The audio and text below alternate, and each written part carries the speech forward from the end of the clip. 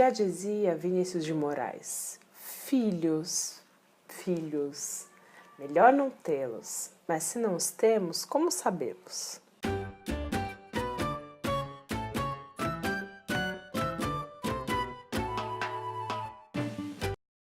Já faz um tempo que eu tô a fim de diversificar um pouco o conteúdo aqui do canal, e uma dessas coisas que eu me propus a falar naquele vídeo que eu coloquei sobre essas mudanças era sobre maternidade.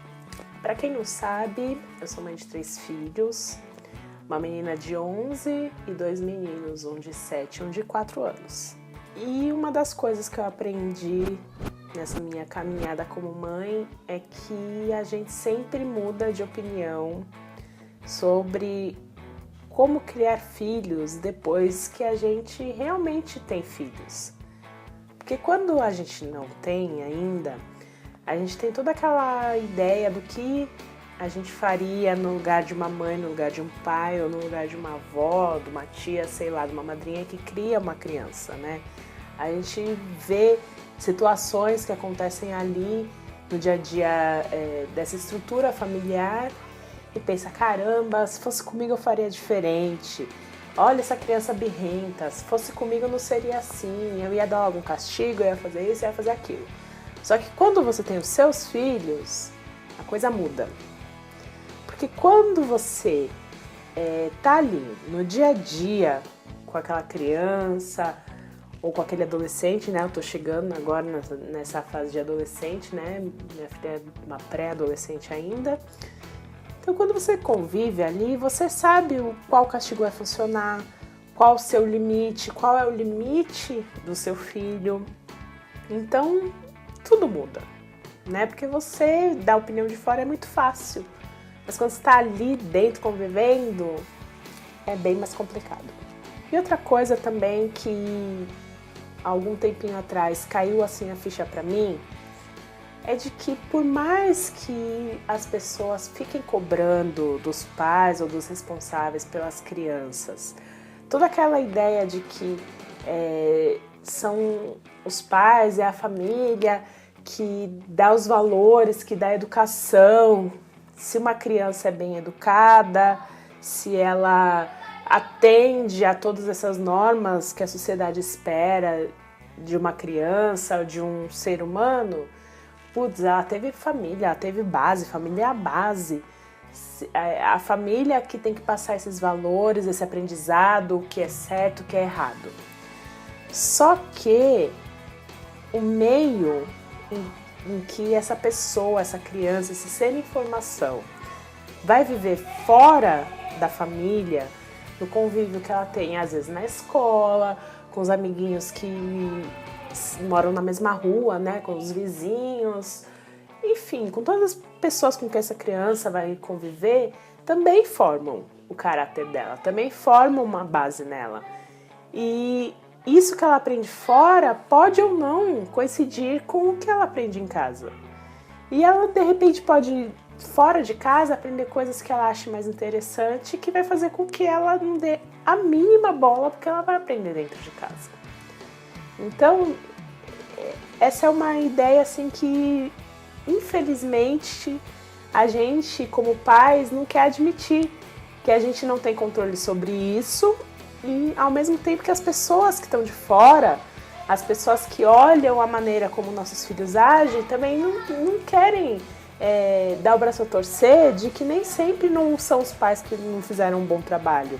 Porque, às vezes, o pai e a mãe ensinaram coisas legais, o pai e a mãe ensinaram valores, ensinaram assim, o caminho do bem, o caminho certo, o caminho do que poderia trazer a felicidade para aquele serzinho ali, informação, aquele ser que dependia delas, e a pessoa simplesmente optou por largar, né?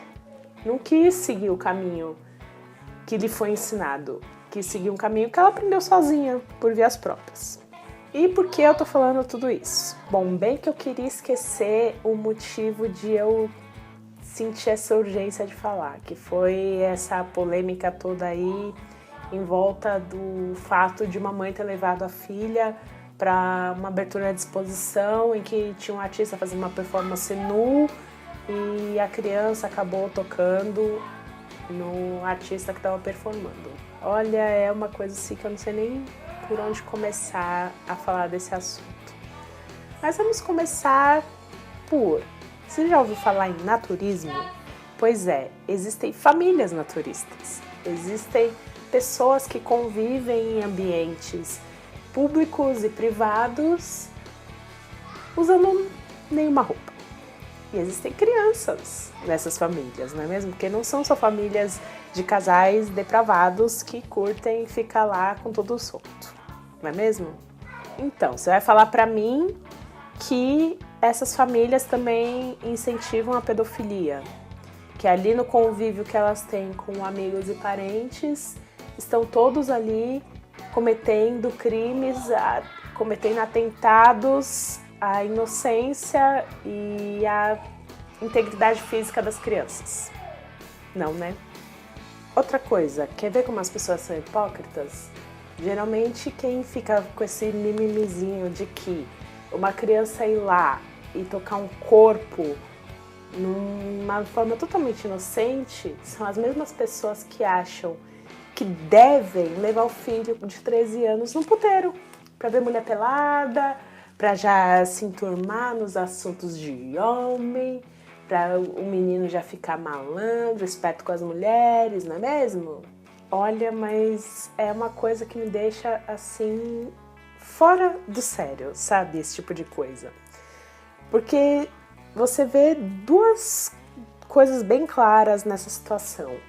A primeira é o moralismo, porque a pessoa está querendo tirar do contexto uma situação que foi ali uma exposição, uma performance artística, para sexualizar onde não tem sexualização ali. E a outra é o machismo, porque foi uma mãe que levou uma filha. Que eu duvido que se fosse um pai que tivesse levado um menino para tocar uma mulher, se iam estar fazendo esse auê todo. Fora isso, que ficou bem claro é a necessidade de várias pessoas da sociedade quererem se intrometer na forma como um pai ou uma mãe educa o seu filho. E é sobre isso que eu estava falando lá no começo do vídeo. Que todo mundo quer dizer o que acha certo e errado para um pai ou para uma mãe fazer com seu filho quando eles não estão ali convivendo, sabe? E fora que eu, particularmente, como mãe, acharia bem legal se eu também tivesse esse tipo de abertura de chegar para os meus filhos e mostrar um corpo masculino e feminino para eles saberem como funciona, saberem como é composto ali, sem ser por uma parte mais sexualizada, sabe? Porque, gente, na real, assim, qual é a menina que vê um corpo masculino desde criança de uma forma natural? Qual é o menino que vê uma forma feminina desde criança de uma forma natural sem ser da própria mãe, né? Porque às vezes a gente sabe que os meninos ali acabam vendo o próprio pai e a própria mãe, e geralmente as meninas só a mãe. Assim, ver o corpo, saber como ele é, poxa. Eu te falo assim, quando eu era criança, eu nunca vi um homem pelado. E a gente tinha essa curiosidade. Era sexualmente falando? Não, só de saber como é uma coisa que você não tem. Como é a anatomia, você desconhece. Então eu não tenho essa abertura com os meus filhos, eu provavelmente não levaria eles numa exposição dessa, mas não por achar que não se deve fazer. E mesmo que eu achasse, isso não me permite apontar o dedo para aquele pai, para aquela mãe e dizer, olha, você tá errado, olha, você tá expondo sua filha numa situação em que a cabeça dela vai ficar perturbada. Cara, eu não conheço essa família. Eu não sei quais os valores, quais os ensinamentos, qual a abertura, a intimidade que eles têm.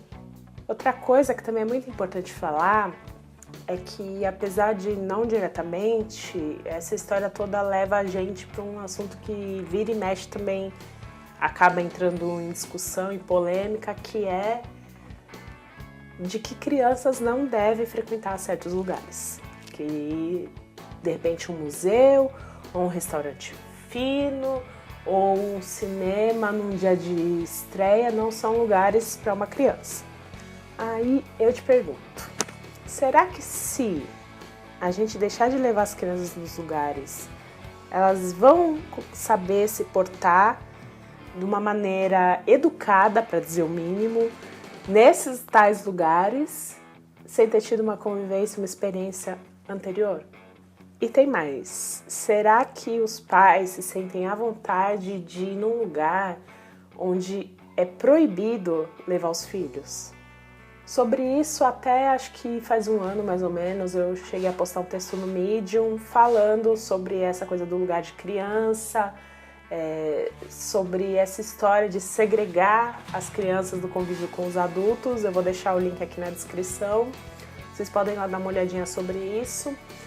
Mas eu queria pegar emprestado uma fala de uma mãe que passou pela situação de chegar num lugar que ela sempre frequentou e lá ter uma placa dizendo que crianças não eram bem-vindas ou alguma coisa desse tipo.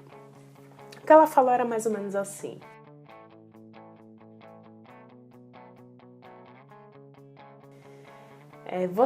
as pessoas que dizem que não gostam de criança, substituem criança por negros, por homossexuais, por judeus, enfim, qualquer outra coisa. Faz sentido?